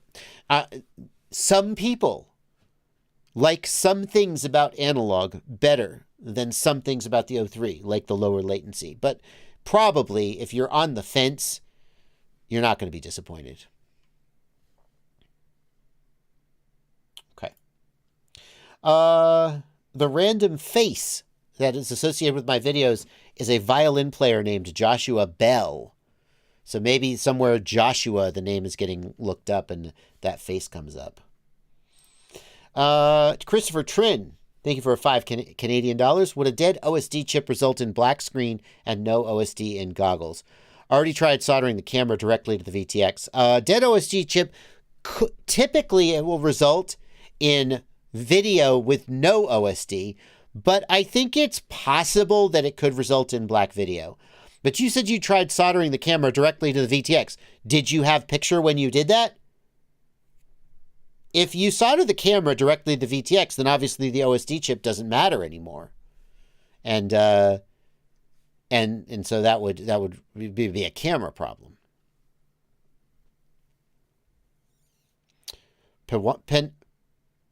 Punani says, I regret DJI. Wish I had gone HC0.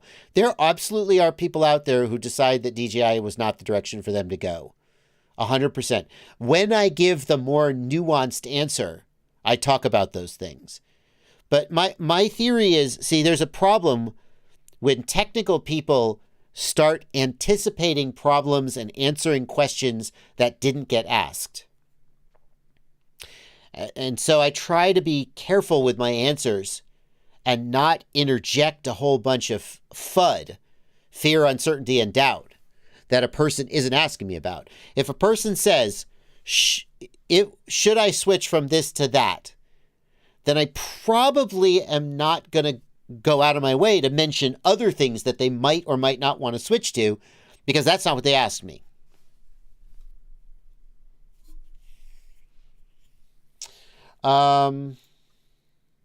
What do you think of the KO Method R motors? I don't know. I don't know what that is. Oh, these motors. Are these the motors that you can stick oil down inside for cryogenic? Yeah, they're these really specialized motors. And I don't know, how much are they? They're like, you can put oil down inside them and then they like run smoother. Delays, setting up a new warehouse, moving stock, suspended, selling to customers in the USA. Okay. How much are they? Are they like super expensive? I mean, for an X-Class motor, it might make sense to go to that trouble.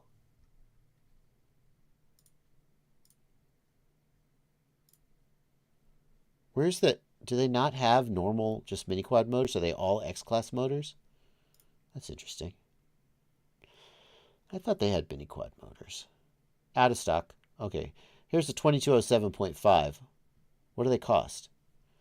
Yeah, it's $45 Australian. So my impression of these motors is that they're super expensive, and I'm not sure what, like, okay, so you can put oil inside them. Are the rest of us, are all of the racers in the world who aren't running these motors, like, doing worse because they don't have these motors? I don't know. Now, you'd have to really justify that uptick in price to me. I think for typical use, like if you're trying to do high speed, top speed runs and you need the absolute most performance, probably makes a difference, but I don't think for day-to-day use they're needed. And they're super expensive. Should I get a TX16 or the Boxer? Money aside. Thank you for a $2 super chat, Peyton Nelson. The advantage of the Boxer is the smaller size, and I think the ergonomics are much better. The advantage of the TX16 is more switches and a larger color screen and a touch screen. Now, you have to sort of decide which of those things is better for you. Personally, I'm a big fan of the Boxer. Oh, the Boxer also has a 1-watt ELRS module inside, which if you run ELRS is nice. Personally, I'm for the Boxer, but a lot of people would like the TX16 better, and only you can answer which is which. Ryan Morganroth, thank you for a $20 super chat. Big super chat, and it's going to be close to the last one because we're almost out of time. Aaron Ciotti is going to be streaming as well, and he's going to be posting a link to his stream. It starts as a 44 Australian is 28 US. Oh, that's not that much more expensive. I take it back. I didn't realize that $28 is still expensive for a mini quad motor, and that's not like ridiculously expensive.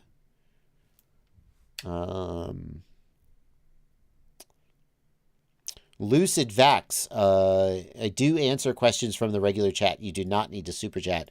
But since we're at the end of the stream, I am prioritizing getting the super chats out of the way because obviously if somebody super chats you, you got to read their super chat. You're always welcome to email me a question. If I don't answer it during the live stream, anybody can email me, jb@joshuabardwell.com. If I don't get to your questions on the live stream, I'll be happy to answer them via email. That's what I've always done.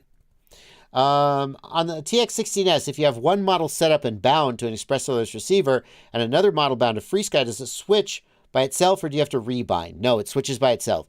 When you switch models, it remembers the binds that are associated with the models, and when you switch models, it just comes right back up. So you're good to go there.